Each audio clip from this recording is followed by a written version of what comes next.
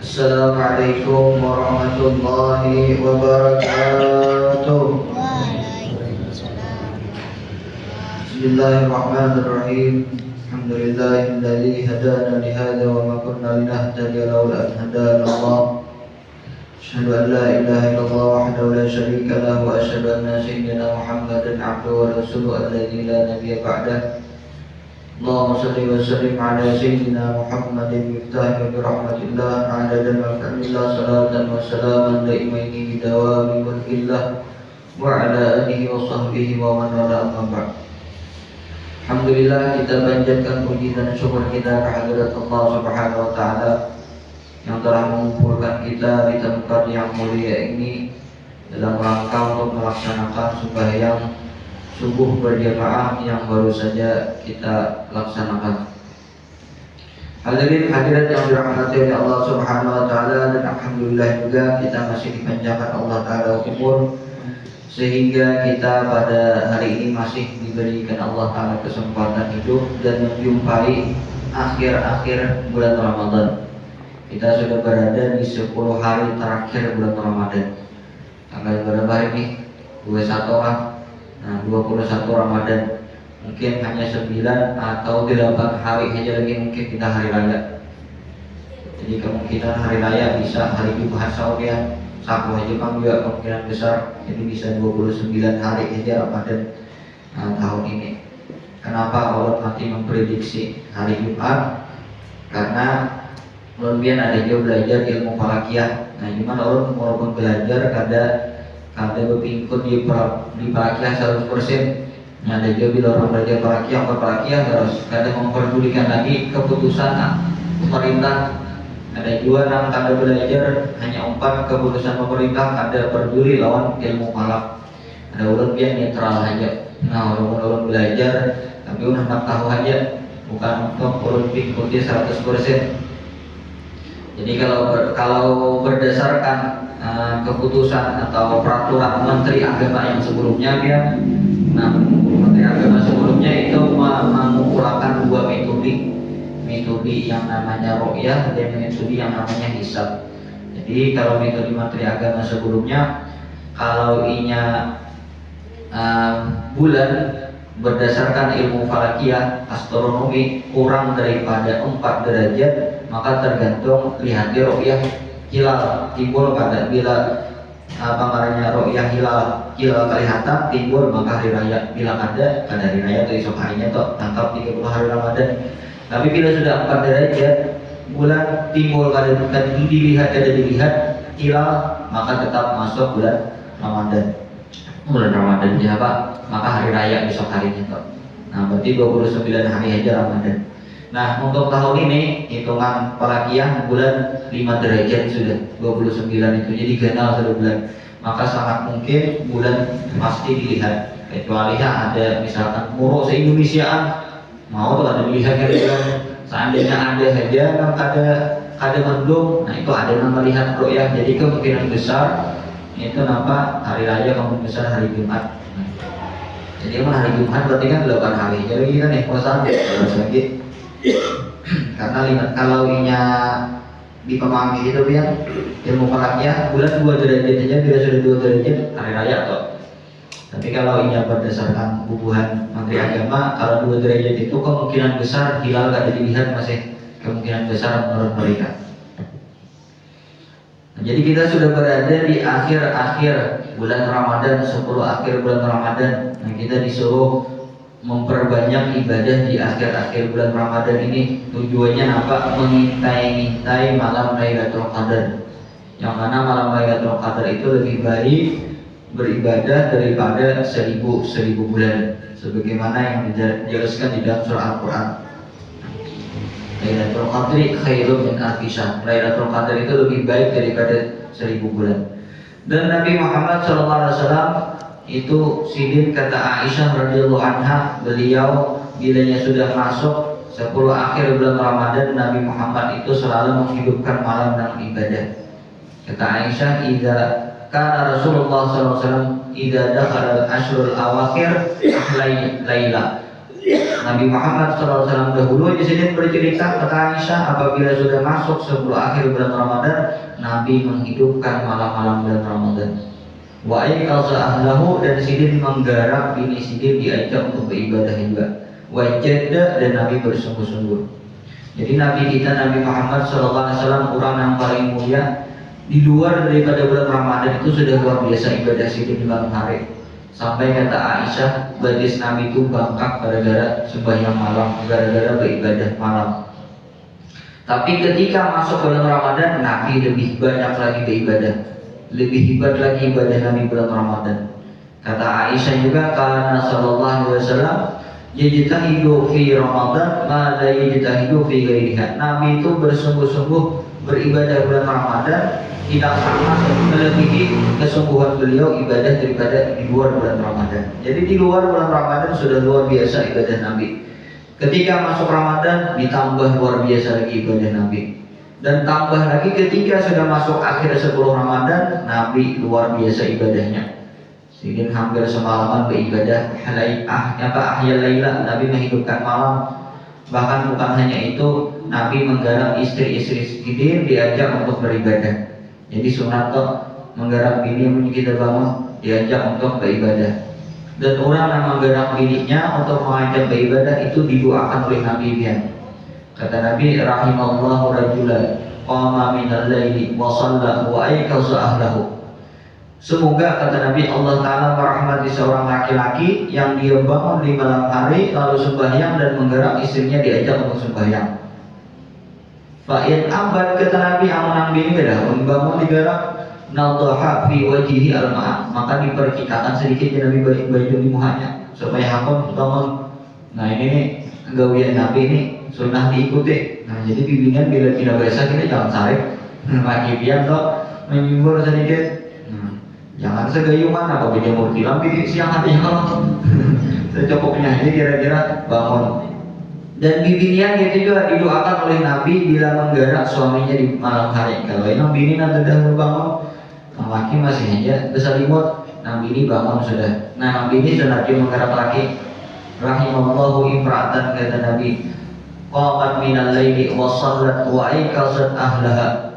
Fa in aba juga jika orang laki kada hukum bangun, maka nadahat fi wajihi al-ma'a, maka Nabi ini juga mempercikan baju di muka nang laki. Nah, jadi sunnah ma'ajab bini untuk beribadah malam.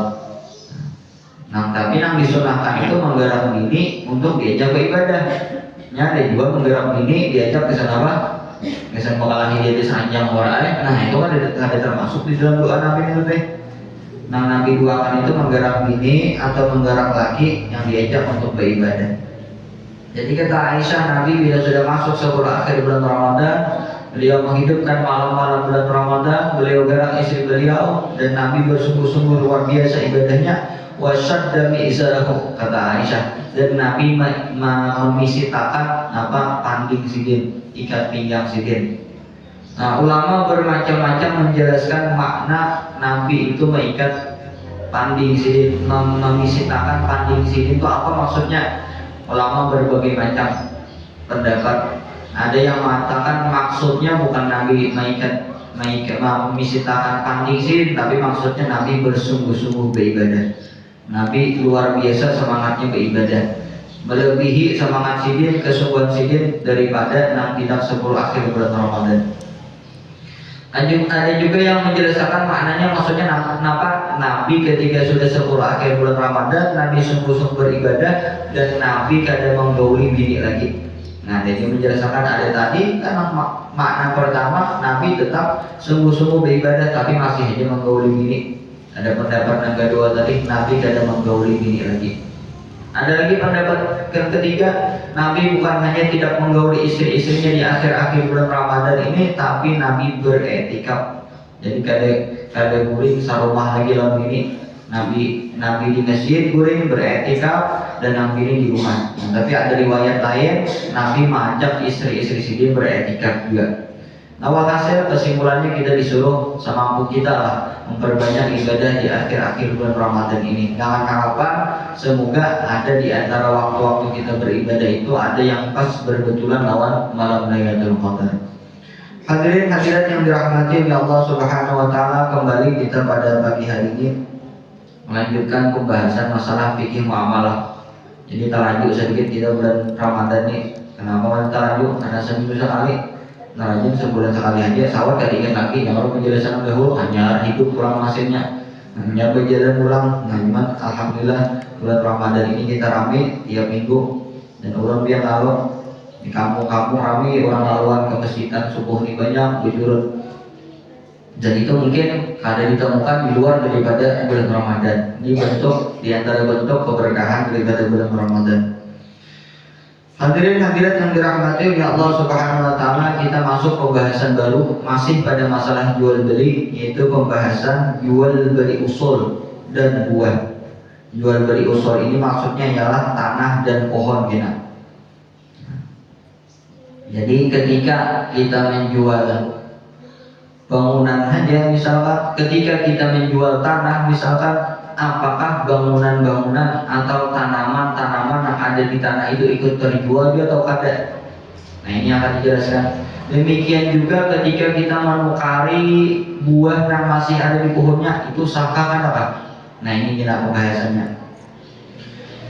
Jadi apabila kita menjual pohon beserta buahnya, ini menjual pohon beserta buahnya langsung, ada buahnya aja, pisang dalam pohonnya. Apalagi misalkan kalau di kampung pun banyak orang perhenau, lawan pohonnya ditukari misalkan. Atau menjual tanah beserta tanaman-tanamannya yang ada di dalam tanah, tukari tanah, tapi sarajur kebun atau tanaman atau pohon yang ada di tanah itu, maka hukum jual belinya sah secara mutlak. Nah, ini gampang aja, jual belinya sah tanpa syarat apapun, baik buahnya masih atau sudah tuha, ada jadi masalah. Nukari pohon beserta lawan buah-buahnya, nah buahnya masih atau sudah tuha, ada jadi masalah, pokoknya sah. Kayak orang menjual menukari pisang, tapi ada pisangnya aja lawan pohon-pohonnya, nah ini gampang aja. Nah, tapi apabila menjual buahnya saja, nah ini nama terjadi, yang ada tahu ilmunya bisa ada salah. Jadi apabila menjual buahnya saja tanpa dengan pohonnya, ada buah masih berada di pohonnya, nah kita tukari buahnya aja. Nukari pisang kan gak dalam pohonnya, nukari rambutan yang masih di pohonnya nih, tapi kan ditukari rambutannya aja. Atau asam misalkan, atau nyior, kita tukari nyiornya aja, tapi nyiornya masih banyak di atas pohon. Atau misalkan menjual tanamannya saja tanpa dengan tanahnya, atau misalkan nukar di suatu tempat, nah di situ ada kebun, ada taman, ada bunga-bunga, nah kita tukari tanamannya aja, tanahnya kada kita tukari. Nah, maka ada perincian hukumnya. Bagaimana itu hukumnya? Nah, nukari buahnya aja tadi tanpa lawan pohon-pohonnya, atau kalau di tanah itu nukari tanaman yang ada di tanahnya aja, kada lawan tanah-tanahnya. Nah, jika buahnya sudah tuha, namun buahnya sudah tuha, nukari pisangnya tuha sudah, artinya tuha itu punya kita putih, diparang, digerakan rumah, banyak masak aja, ada banyak buruk. Atau nukar rambutan sudah mulai pindah kuning, atau nukar nyiornya tuha sudah. Nukar asam, misalkan asamnya tuha sudah, seandainya kita parang, ini mau masak ada buruk. Nah, itu jika buahnya sudah tuha, maka sah secara mutlak. Arti secara mutlak ini baik dengan disyaratkan harus diputik buahnya dan tanamannya, atau disyaratkan jangan diputik, atau tanpa syarat apapun. Nah, ini nyaman aja. Jadi nyaman ini apabila nukari buah lawan pohon-pohonnya nyaman loh, hukumnya kadang alih sah hukumnya. Atau menukari buah tanpa lawan pohonnya, tapi buahnya sudah tuha, sah juga, baik dengan syarat atau tanpa syarat apapun. Jadi kita nukari pisang, misalkan pisangnya sudah tuha, nah itu jual belinya sah. Baik kita ampun pisang, ayo aku menjual pisangnya, tapi kan harus diputik langsung pisangnya, kalau boleh dikenakan, boleh juga. Ketika ampun pemilik tanaman itu mensyaratkan demikian, kita wajib memutik langsung. Nukari nyior misalnya, tuha kan sudah, tapi masih di pohon kan, nah kita tukari. Jar ampun penjual, jar ampun nyiornya, ayo aku menjual karena nukari nyior itu tuh. Tapi syaratnya harus diputik langsung. Ketika si penjual mensyaratkan harus diputik langsung, maka kita wajib memutik langsung. Wajib diputik langsung. Amunnya kada diputik langsung, misalkan bertahan beberapa hari dahulu, maka nang tukang tukari wajib kita membayar upah, membayar sewa umpat maandak buah itu di tempat orang. Nah itu wajib bayar upah, bayar sewa. Nah berapa upah yang normalnya? Mungkar pisang digunakan seminggu dahulu misalkan padahal Tuhan sudah. Nah berapa kira-kira umpat maandak pisang di tempat orang itu? Nah biaya normalnya biasanya normal saja berapa, misal 10.000 atau 20.000 atau 50.000. Nah itu wajib dong. Nah jadi tadi ketika disyaratkan diputik buahnya, maka wajib pembeli itu memetiknya. Jika tidak dipetik, maka si penjual berhak meminta bayaran sewa tanah atau pohon dengan bayaran yang layak. Nah jadinya lah, seandainya minta upah itu wajib toh nang tukang buah tadi membayar upahnya. Dan jika disyaratkan tidak diputik, maka wajib si pembeli memenuhinya. Ketika si penjual mensyaratkan ayo hajar si penjual kita nukari nyor, misalkan yang sudah tuha di pohonnya, nukari pisang yang sudah tuha, ayo hajar si penjual, jadi si ampun pisang, si ampun nyor, aku menjual. Cuma syaratnya jangan diputik langsung, genakan dahulu di 3 hari atau genakan dahulu seminggu. Nah maka si pembeli wajib juga memenuhi syarat itu, tidak boleh diputik langsung. Nah ini aja. Jadi kesimpulannya mau menukari buah yang sudah tuha di pohonnya, nah itu sah aja jual belinya. Cuman ketika si penjual tuh mensyaratkan suatu syarat, si pembeli wajib memenuhinya. Entah syaratnya itu jadi si penjual harus diputik langsung, si pembeli wajib tuh memetik langsung. Atau jadi si penjual, ayo aku jual tapi jangan diputik langsung, biarkan dulu sekian hari. Maka si pembeli wajib juga memenuhi syaratnya. Nah itu tadi apabila buahnya sudah tuha. Dan apabila si penjual tanpa kada mensyaratkan apa-apa, ini si penjual kada mensyaratkan apa-apa, itu jadi kita pisang itu pun siapa, atau nyior itu pun siapa, atau rambutan atau asam itu pun siapa, dia orang pun si anu sudah tuha apa buah-buahnya tadi deh. Kita tukari, orang kayak penjualnya sekian, berapa misalkan 100.000 atau 1 juta misalkan. Dan kadang mensyaratkan apa-apa, ampun pohon nih, entah disyaratkan harus diputik langsung atau harus digenakan, gak ada. Ketika kada disyaratkan apa-apa, maka wajib dipertahankan sampai waktu panen. Jadi seandainya si pembeli kada hendak memutik, nah maka si penjual kada kawa komplain. Nah kada kawa komplain. Kenapa nggak tidak disyaratkan harus diputik langsung? Aku gak akad tadi, kemudian hendak minta orang diputik langsung. Ketika si penjual kada mensyaratkan apa-apa, entah harus diputik langsung atau harus digenakan, maka ketika si pembeli kena aja memutiknya menghadap waktu panen yang pas, nah maka si penjual wajib mengakurinya. Itu tadi amun buahnya tuha. Tapi yang mau di kampung kebanyakan kayak ini, namun tukar buahnya kayak pisang, banyak benar. Tahu di kota nih, nah kayak asam, rambutan banyak. Namun tukar di pohonnya langsung. Masih pohonnya masih, nah, atau nyior. Nah yang kayak ini hukumnya. Jadi punya kita bertukar kayak ini wajib kita tahu ilmunya supaya jangan tersalah. Demikian juga wajib tahu bagi kita yang menjualnya. Itu tadi apabila buahnya sudah tuha. Nah tapi jika buahnya belum tuha, anu masih nang rancak bener dia nih kayak nukarai anu orang asam belahan. Kalau masih ini tak ngasih di pohonnya itu kari, namun rambutan gak ada apa, mau kari nak anom tuh. Kesana apa yang ada buruk warai yang mau dijual, nyior mau jual anom. Nah apalagi bulan puasanya ramai gadar jual anom, itu kari. Nah jika buahnya belum tuha, maka sah juga menjualnya. Nah maka sah menjual buahnya saja tanpa dengan pohonnya, atau menjual tanaman tanpa dengan tanahnya apabila dengan syarat diputik. Nah ini kalau kita menukari atau kita menjual buah yang masih di pohonnya dan buahnya masih anom, itu akan sah apabila dengan syarat diputik.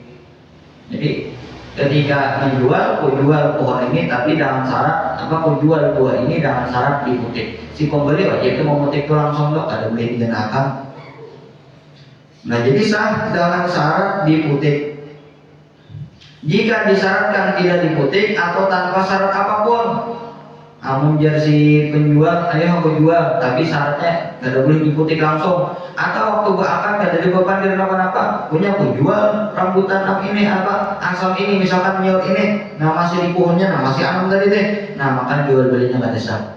Jual belinya kada sah. Lain kita nukar nyor anam yang sudah di mana caranya yang ada di pohon lagi, atau nukar asam yang ada di pohon lagi kan sudah orang berempar berjualan, ya itu jadi masalah. Ini yang jadi masalah ini nang manukari nang masih di pohonnya. Nah ini yang kita bahas. Walaupun ada pendapat dan ini juga pendapat nang muktamad ya, kita kadesah menukar nyior anu nang masih belum kupas. Nah ini kadesah menurut pendapat nang muktamad. Kenapa? Karena ketika buah itu memiliki beberapa kulit dan ketika kulit pertama itu kuyak, buah itu masih awet saja, masih baik saja, ketika menjualnya wajib kulit pertama itu dibuka. Biasanya kita nukar jual anu apa? Ada buka. Kalau ini pendapat yang muktamadnya sebenarnya jual belinya nggak bisa. Kenapa mati mazhab Syafi'i kada masakan? Karena berpotensi adanya gerar, adanya tertipu. Dina ganan pikirnya aja soal dibuka terus benar mau kalau. Nah ini mazhab Syafi'i menjaga itu loh supaya jangan tertipu. Tapi yang sudah kulit luarnya dikupas, sisa kulit nang karasnya aja lagi. Nah itu ketahuan sudah kan, ganan kan harus akan mulai orang tertipu. Nah, ini pendapat muktamadnya sebenarnya mazhab Syafi'i itu kada sah. Lain punya tanaman pohon apa namanya buah yang lain ketika dikupas itu misalkan dibuka kulitnya itu capat rusak, nah itu kada wajib dibuka. Nah kayak durian, kompakin, namanya dibuka capat kalau buruk, capat rusak, nah itu kada wajib harus dibuka ketika menukarnya. Tapi ketika ada tanaman buah, nah ketika dibuka kulitnya, nah seperti kulitnya berlapis-lapis dan kayak nyor, ketika dibuka kulit pertama misalkan tatap awet saja buahnya, nah itu sebetulnya wajib napa dikuyak kulit pertama tadi. Nah ini pendapat yang utama di dalam mazhab Syafi'i. Nah jadi kesimpulannya tadi masalah jual beli buah yang masih di pohonnya, amun ditukari lawan pohon-pohonnya bisa. Tinggal lagi napa ya. Jadi ketika menukari lawan pohon-pohonnya itu sah, nang buahnya masih anung kata bilang sudah tuha, pokoknya sah. Tapi ketika nanti ditukari buahnya aja, kayak apa hukumnya ada lawan pohon-pohonnya, menukari buah yang masih di pohonnya. Nah itu lihat buahnya masih anung kan sudah tuha kan. Ketika buahnya sudah tuha, nah itu sah aja jual belinya. Tapi palingan harus memperhatikan syarat daripada si penjual. Namun si penjual menentukan syarat harus diputik langsung, si pembeli wajib memutik langsung. Namun si penjual menentukan syarat jangan diputik langsung, si pembeli tidak boleh memutik langsung. Tapi amun buahnya itu tadi masih anung, itu sah jual belinya apabila dengan syarat diputik langsung. Amun tidak diputik langsung, dibedakan dulu tuh jual belinya kan bisa. Kalau ini apa namanya melihat ada ini mau terjadi dia pisang buah lain dinajak aja orang buta anu masih hanya aku tukari lah itu ya, cuma kita mau motifnya bila Tuhan, nah, itu jual belinya kan bisa. Lalu bagaimana solusinya? Jangan ditukari dahulu, dijanjiin aja. Nah ditampakin aja kan, ini kita lagi dan Tuhan, orang menukarinya, aja udah. Jadi bakatnya lah ya, pas hendak mama motifnya kan, nah itu boleh. Atau pas Tuhan bakatnya nggak ada apa-apa, meskipun nggak ada diputik langsung. Pisang kayak itu juga. Mau pisang anu banyak aja kok orang mutar kira-kira kok. Amunnya kayak rambutan kada mau. Alonnya asam mau aja juga asam anu, asam belahan, nyor mau aja juga. Nah, jadi yang punya anu masih kada diputik, nah itu kada sah jual belinya. Harus disyaratkan diputik langsung di dalam akad dan harus diputik langsung secara praktik juga. Yang ada boleh dibenarkan. Lain halnya kalau tadi kita menukari anu yang sudah berempar, yang kada di pohon lagi nih, itu kada jadi masalah.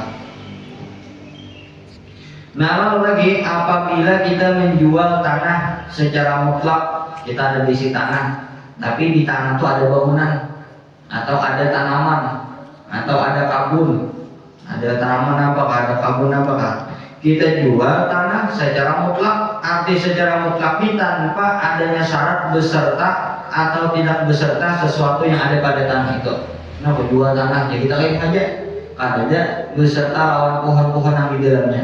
Atau kada juga jual tanah tapi tanahnya aja pohonnya kada jual nang di tanah itu kada punya juga sampai jual tanah sudah ya. Kayak apa hukumnya itu?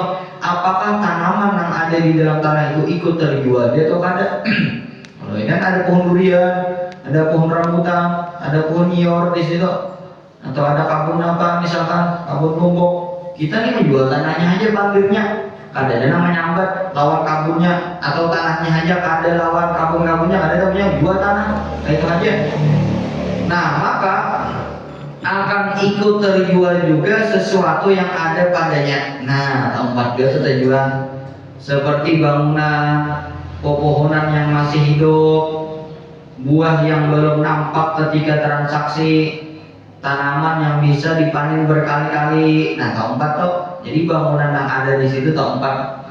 Tapi bangunan yang sifatnya ini permanen bertajak, amun berandak aja ada apa? Kalau ada apa di situ perumahan ayam, tapi berandak aja ada bertajak. Namun yang sifatnya permanen bertajak, apalagi misalkan rumah yang besamin kan sudah. Nah ini jelas keempat. Namun kita menjual tanahnya aja. Amun rumahnya atau tadi misalkan tokonya ada nampak dijual karena tokonya misalkan kayu aja bang, jadi jangan jadi mungkar, harus disyaratkan kejual tanahnya tidak beserta bangunannya itu lah. Amunnya kita kejual tanahnya itu aja pandirnya tahun tuh bangunan-bangunan yang ada di situ yang sifatnya permanen, tapi yang nggak ada permanen nggak ada tempat, yang kayak di situ apa mantap mobil dari tempat kok kan, soalnya mobil itu kan permanen, kau hanya dipindah-pindah tanpa dicabut-cabut, mana kendaraan dari tempat juga. Demikian juga pepohonan yang masih hidup, tempat dia tuh terjual. Jadi ada pohon pisang, ada pohon nyior, ada pohon rambutan, tempat dia tuh. Jadi yang pohon pisang, pohon nyior itu kadang yang dijual waktu akad menjual tanah disambat tidak beserta pohonnya, tidak beserta kebunnya. Itu kalau atau tatap berdahulu kan? Nah, diambil berdahulu. Tapi pohonnya sudah mati itu ada tempat. Pohonnya sudah mati dari keempat karena sama sifatnya lawan kayu bangunan nggak ada permanen lagi gitu. Jadi boleh itu diambil kayu-kayunya yang mati itu yang karet oleh si pemilik tanah asalnya, kalian menjadikan kayu bakar. Demikian juga buah yang belum nampak ketika transaksi menjual misalkan apa tanah, di situ ada kebun rambutan misalkan, tapi waktu menjual tanah itu belum berbuah lagi rambutannya, hanya pindah berkembangan misalkan. Nah itu kita bilangnya berbuah, tempat juga dijual. Tapi amun rambutannya sudah tua, misalkan sudah ada, sudah pindah kuning, nah itu kan tempat dijual. Jadi si amun tanah pertama yang asal tadi boleh memutik itu. Nah tanaman yang bisa dipanen berkali-kali ya juga tempat juga tanaman yang bisa dipanen berkali-kali. Kalau sayur itu banyak kalau kayak lombok kalau dipanen berkali-kali. Ini ada tanaman yang dipanen sekali aja, kayak kangkung, kayak sawi itu sekali habis kalau. Nah itu ada tempat lah. Tapi bila tanaman dipanen berkali-kali kawat, nah itu tempat. Nah jadi ketika kita menjual tanah secara mutlak tanpa adanya syarat harus beserta apa yang ada di dalamnya atau tidak beserta apa yang di dalamnya, maka akan ikut terjual juga sesuatu yang ada padanya seperti bangunan yang permanen sudah, pepohonan yang masih hidup, buah yang belum nampak ketika transaksi, tanaman yang bisa dipanen berkali-kali. Dan tidak ikut terjual tanaman yang hanya bisa dipanen satu kali dan barang-barang yang bisa dipindah. Ini kan nomor dijual. Kalau ada alpat di dalamnya, jual tanahnya 20 juta aja. Tahu kan alpatnya misalnya nggak ada. Soalnya kok kalau dipindah ada permanen deh. Nah habisnya membahas masalah jual beli usul wasimar. Sekarang membahas tentang hal-hal yang diharamkan pada jual beli. Nah ini perlu juga diketahui. Apa-apa hal-hal yang diharamkan pada jual beli. Jadi yang pertama yang diharamkan pada jual beli itu ada namanya najas. Najas namanya. Apa itu najas? Najas ini menawar barang dengan harga yang lebih mahal dengan tujuan memperdaya orang lain yang hendak menukarinya. Bukan karena kita hendak menukari, tapi hendak menipu atau memperdaya atau hendak memotivasi atau menyuruh orang yang menawar sebelumnya hendak menukari. Jadi misalkan dia datang, ini nama racap terjadi solong kendaraan, dia datang ke solong kendaraan sambil bertawaran, Orang mana harga 20 juta kendaraan pakaian aja bang, pian anak 15 juta aja. Tiba-tiba orang datang, wah jero nih 20 juta aja murah, aku mau kali nah jero harga 1 juta. Cuman kalau di menawar bukan hendak menukari, nih hendak memperdaya pian supaya hakon menukari dengan harga 20 juta loh. Padahal harga 20 juta sudah garang, tadinya murah ada. Cuman untuk menyambat jero harga 20 juta ini masih murah. Makanya orang jualnya, wah ini barang mau kali 1 juta atau 30 juta. Nah ini najis sebenarnya. Menawar barang dengan harga yang lebih mahal dengan tujuan memperdaya orang lain. Nah ini namanya najis. Bukan karena ingin membelinya ada. Anda memperdaya orang lain saja. Nah itu hukumnya ulun yang menawarnya haram. Nah tapi jika najis ini terjadi karena adanya kesepakatan antara penjual dan pelaku najis, maka keduanya berdosa. Sudah berakuran nih, orang sebagai penjual kendaraan sudah berakuran pian ya, orang kena bila ada nanda tahu kendaraan kena tawar bisa larang lah ya orang supaya mau karinya apa namanya. Nah harga 20 juta, aku mau karinya padahal tuh termasuk larang sudah 15 juta aja besarannya. Nah ini kan ada kesepakatan karena antara penjual lawan pian melaksanakan mengamalkan najis. Ini bilang kayak itu boleh buah haram nih, pian haram, orang haram. Tapi bilanya orang kada ada menyuruh, kada ada kesepakatan yang haram pian aja, orang kada haram.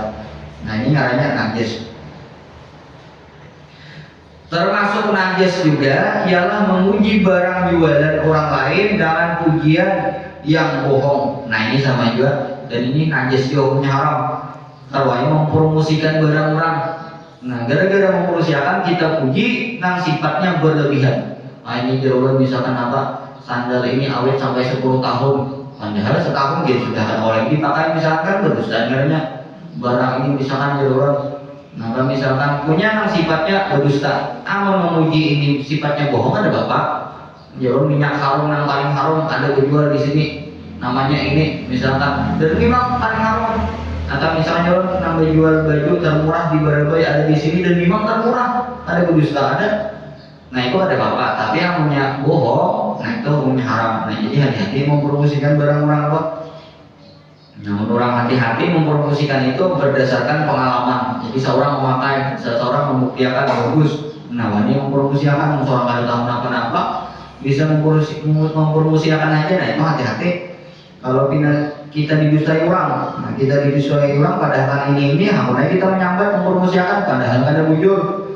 Nah, itu sama termasuk najis, memuji barang jualan orang lain dengan pujian yang bohong. Nah itu hukumnya juga sama seperti najis. Nah itu yang pertama yang haram di dalam jual beli. Yang kedua yang diharamkan di jual beli itu namanya saum. Saum ala saum. Kayak apa saum? Saum itu menawar, tapi menawarnya dengan harga yang lebih mahal. Apa yang ditawar? Barang yang sudah ditawar orang lain dan sudah ada kesepakatan harga. Jadi ulang mungkin sudah bertawaran. Jadi dia aku mau kali HP itu nah jauh berapa wan 1 juta jauhnya 1.500.000 apa nih mau kali ayo aja pian. Nah ini kan sepakat datanglah pian udah mau kali aja pian berapa 2 juta pian memang anak mau kali juga kalau anak menipu aja kan tadi kan aja yang pertama nih pian di sana mau kali cuma yang jadi masalah urus sudah sepakat harga sudah berkurang lain caranya udah berkurang masih bertawaran saja. Kalau hendak 2 juta, pian hendak 1.500.000 tawar menawar harga tawar juga harga nambah. Datanglah pian 4 menawar juga. Aku aneh aja pian harga 2 juta. Ya kan bapak lah. Kalau memang hendak tujuannya hendak menukar juga. Tapi memang hendak memperdaya orang lain tadi. Nah itu pada boleh juga. Itu namanya najis. Nah jadi yang diharamkan di jual beli ialah namanya saum. Saum itu menawar dengan harga yang lebih mahal barang yang sudah ditawar orang lain dan sudah ada kesepakatan harga, atau bisa juga menawarkan dengan harga yang lebih murah barang apa yang ditawarkan barang kepada seseorang yang sudah bersepakat harga dengan penjual yang lain. Atau ini mau terjadi sesama berjualan bertatai di pasar toko baju datang pembeli beri tawaran harga berapa baju nih 200.000 sudah sepakat tiba-tiba dia dihijau menawarkan nah mau aku harga 150 aja dia menawarkan orang sudah sepakat pembeli seorang tiba-tiba menawarkan dengan harga murah itu saum juga haram juga. Nah menawarkan lain orang caranya belum sepakat lagi lah masih bertawaran nih dari bapak Nah, jadi saum ini tadi diharamkan jika terjadi setelah ada kesepakatan harga. Itu yang haram lah. Sudah ada kesepakatan harga nih antara pembeli dan penjual. Tinggal akad terjadi belum? Salah harga sepakat sudah. Nah, jika terjadi sebelum adanya kesepakatan harga maka tidak diharamkan. Namun belum sepakat harga kada apa-apa, kada haram. Dan ini sering terjadi seperti pada waktu belilang. Nah, yang lo belilang, ayo siapa mana? 100 ya. Anak lagi yang lain, ayo 200. Saya menawarin juga kalau. Tapi ini baru mulai sepakat harga. Nah, ini ada bapak, ada haram. Tapi bila sudah sepakat harga 100, sudah tinggal mengunjuk aja, tinggal berakad saja lagi, tiba-tiba ada yang menawar, nah ini kan boleh. Haram najis segalanya. Tapi bila ini baru sepakat harga, boleh silakan siapa hendak menawar harga berapakah. Asalkan niatnya memang hendak menukari menawar teh. Amun niatnya hendak memperdaya orang lain supaya yang lain ada nama anak harga lebih tinggi, nah ini kan najis samulang. Ada boleh juga menawar saja, tapi kita hendak menukari. Nah itu ada boleh. Amunnya menawar memang hendak menukari itu boleh selama penawar pertama belum sepakat lagi harganya. Mungkin ada melihat di HP dan ini rancak terjadi tuan guru lah melilang barang. Masalah melilang tadi kan di masalah apa? Asalkan tadi kenapa belum ada kesepakatan harga nang menawar penawar kedua ini napa tujuannya memang hendak menukar dari bapak. Nah cuman nang udah melihat ini kan mau terjadi seorang tuan guru lelaki yang menawarkan macam-macam barang tapi ada sampai melanggar batasan yang sampai ke zina haram. Nah di antaranya nang melihat ada biar yang dikenal ustad melilang barang yang dililang diantaranya pakaian bimbingan mukana dipakai yang mukana itu pakaian bimbingan, nah itu haram tuh. Termasuk musabbihin minar rijal, orang laki-laki yang menyerupai bimbingan hukumnya haram. Dan termasuk besar-besar hati-hati walaupun bergayaan ada boleh karena itu pakaian khusus bimbingan. Bila pakaian itu khusus bimbingan laki nggak boleh memakai lah. Hati-hati sandal mun sandal bimbingan khusus laki nggak boleh, sama mun sandal sandal laki yang khusus bimbingan nggak boleh dia memakai. Baju kayak gitu juga. Ini mau aja bimbingan memakai tapih lalakian memakai tapih bimbingan meskipun bergayaan nang kayak ulah konten. Nah banyak ulah konten lalakian berdesar bakal rukung. Kita menonton umpat setuju juga suka juga nih hati apa berbisa juga. Ar-ridha bil munkar munkarun, kita suka dengan suatu kemungkaran mungkar juga. Nah jadi hati-hati lah. Dan ini mungkin banyak ada bisa dari orang. Pertama bagi pelakunya dikira begerian saja bang ya hari bapak, meskipun begerian ya tidak boleh. Kita nonton asal tujuh nonton konten kayak itu padahal itu lelakian berpakaian bibinya atau bibinya berpakaian lelakian, nah itu haram juga jadinya. Nah jadi hati-hati. Di kampung tuh kan banyak apa ngarannya orang bakalan nanti acara nawarnya nang naik pinang apa ngarannya bangkol kah. Nah itu kemudian aja tidak berdesar lelakian 17 Agustusan mau juga lelakian main bola berdesar misalkan, nah itu kan boleh juga. Jadi hati-hati. Nah, jadi masalah permainan silahkan itu ada dilarang kan selama jangan sampai tergawi batasan-batasan yang sampai ke zina haram itu aja. Ini tuh guru nih melihatnya, nah nggak usah disambat orangnya gitu jadi gibah, nggak ada. Nah, jadi hati-hati masalah beliaunya kan jadi masalah tadi, yang jadi masalah itu tuh, nggak ada boleh lah, nggak dijaga, jangan sampai. Nah, bahkan banyak juga orang mendengar termasuk kata para ulama termasuk meniru perempuan juga nang kaya lelakian misalkan menuruti gaya bimbingan walaupun bergayaan. Ini mau jadi tuan guru aja taramah pindah kisah kebanjiran gayanya atau panggilnya misalkan, nah ini ada yang nakar. Kenapa? Meskipun kayak itu tetap hukumnya haram. Tapi nang jelas haram tadi itu nang kayak pakaian tadi lah. Ini pakaian khusus bimbingan, nah yang ada khusus sandal ini bisa dipakai lelakian, bisa dipakai bimbingan, yang ada apa-apa. Capal nipon kalau itu netral aja lelakian akor memakai bimbingan oke, ada apa-apa. Kayak kendaraan sepupe itu lelakian mau memakai bimbingan mau ya ada. Ini nah khusus bimbingan biasanya dipakai oleh si lelakian, nah ini boleh. Nah jadi tadi saum menawar barang yang sudah ditawar orang lain itu haram apabila sudah ada kesepakatan harga. Selama tidak ada kesepakatan harga kada apa-apa. Cuman asal yang menawar tadi bujur-bujur ingin menukari, bukan hendak memperdaya orang penawar pertama supaya akan menukari. Kada. Benda itu karena najis, hukumnya haram. Di antara yang diharamkan lagi dijual beli namanya ihtikar. Nah, ihtikar namanya. Apa itu ihtikar? Ihtikar ini menahan, menstok barang.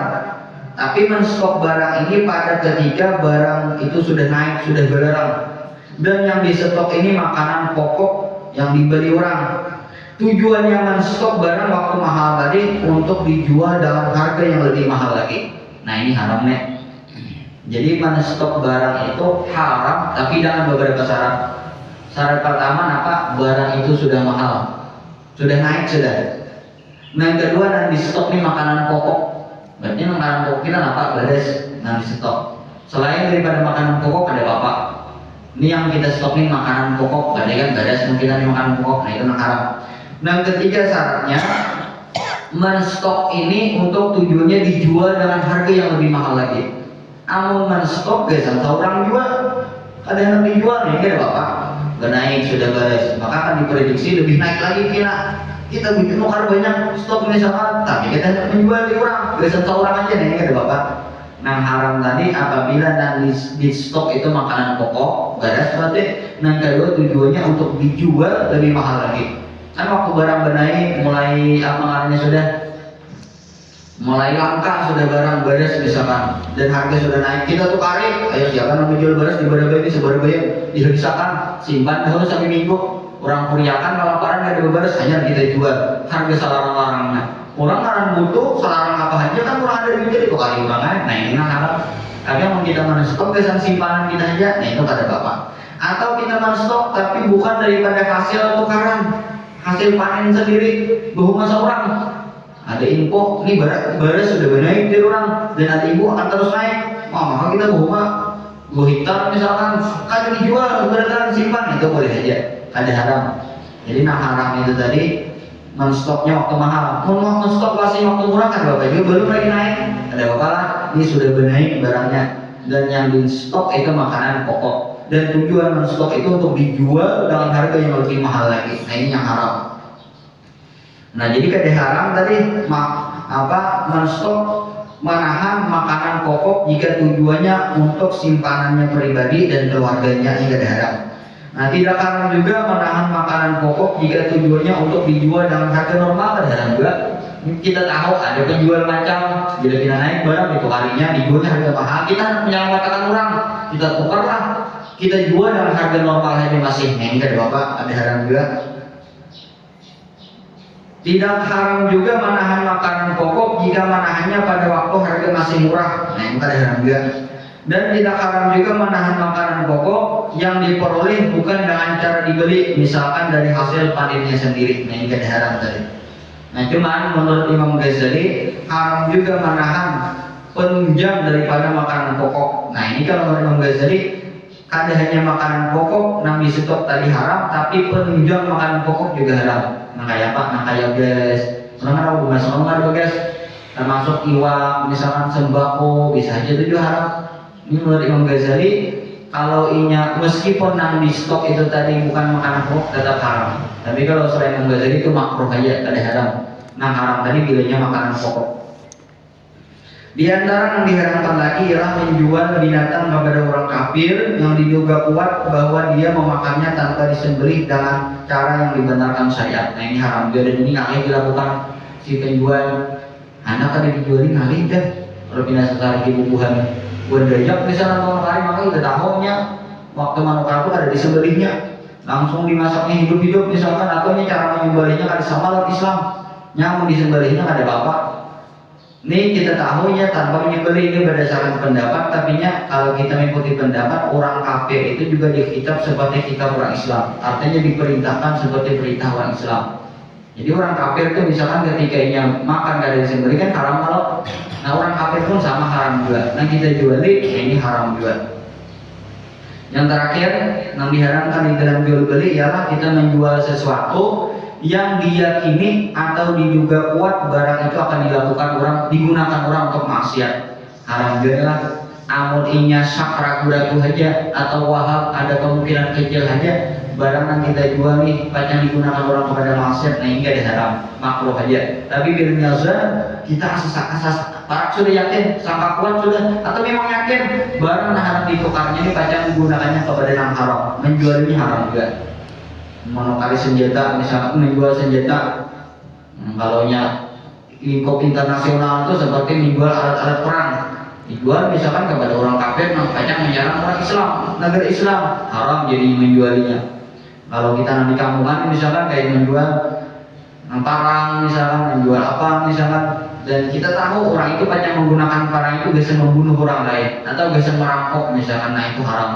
Amunnya yakin lah atau sangka kuat, amunnya zananya ada bapak. Termasuk juga kayak kita beli jual misalkan pakaian bibinian, baju bibinian, tapi nang siksi itu bilanya kita tahu pacang dipakainya di luar daripada rumah, itu kita menjualnya haram toh. Tapi emang gak tahu ada bapak. Kayak apa tahu? Tetanggaan misalkan, bibinian itu tetangga kita, tetangga toko kita mau kita jualan baju siksi. Maka biasanya kalau rumah baju itunya kita jualnya haram toh. Tapi bilanya kada yakin atau kada menduga kuat, kita makruh aja. Kita jualan pakaian seksi bibinian misalkan ada nang datang, tapi kita tahu kita nih kan ada setiap pakaian seksi itu haram. Amun yang memakainya di depan hatinya kada haram, yang memakai di luar rumah baru haram. Jadi kita menjual kita kada tahu, nah itu ada haram. Bilanya ada dugaan kecil yang akan memakai di rumah, ada sampai zon, ada sampai yakin, nah itu hukumnya apa makruh aja. Tapi yang lebih aman kayak usah penjualan yang kayak itu ya ada penjualan yang pasti aja, pakaian latihan yang panjang misalkan, atau misalkan busana muslim bagus, kalau nyata ada bermasalah menjual itu jadi masalah, kena ada dijualin bermasalahnya, ada kebaikan untuk tetangga tadi misalkan dijualin haram pulang jadi tahunya berpakaian kayak itu. Nah sama penjualan makanan mungkin aman aja, atau misalkan zaman sekarang ada orang parfumik mixatin dia nanggungnya bukan, maka nih bisa mabuk orangnya nih. Bila sampai izin, bila sampai yakin orangnya akan menggunakan bisa mabuk-mabukan, haram kita menjualinya. Tapi mungkin ada sampai yakin dari bapak makruh aja. Nah ini yang diharapkan di dalam jual beli. Sekarang sudah ini ya Allah. Nah habis dah membahas masalah yang diharamkan di jual beli. Kita insya Allah pembahasan berikutnya ada pembahasan masalah khiyar. Khiyar ini ketika kita melaksanakan jual beli itu sebenarnya kita masih boleh kada jadi. Nah cuman ada ketentuannya. Kapan kita boleh membatalkan jual beli kada jadi deh? Ketika kita kada jadi menukari, misalkan si penjual wajib kada makuri atau tasarahnya aja kak. Nah ini kita insya Allah akan dijelaskan di minggu akan datang. Sampai sini dahulu, mudah ada manfaatnya bagi kita beritaan. Apabila ada salah kata, tinggal aku dan sebagainya, banyak ampun dan maaf. Mudah dosa-dosa kita diampuni oleh Allah Subhanahu Wa Taala, dosa ibu bapak kita, dosa guru kita, keluarga kita, tetangga kita dan tetangga kita beritaan. Dan segala amal ibadah kita dari Allah Subhanahu Wa Taala, diluaskan rezeki kita, dipermudah segala urusan kita, dikabulkan hajat kita dan dijauhkan daripada segala mara bahaya, dan mudah-mudahan kita beritaan wafat dan husnul khatimah. Ada hadhihi niyah wa kulli datin sholih wa rasulillah sallallahu alaihi wasallam.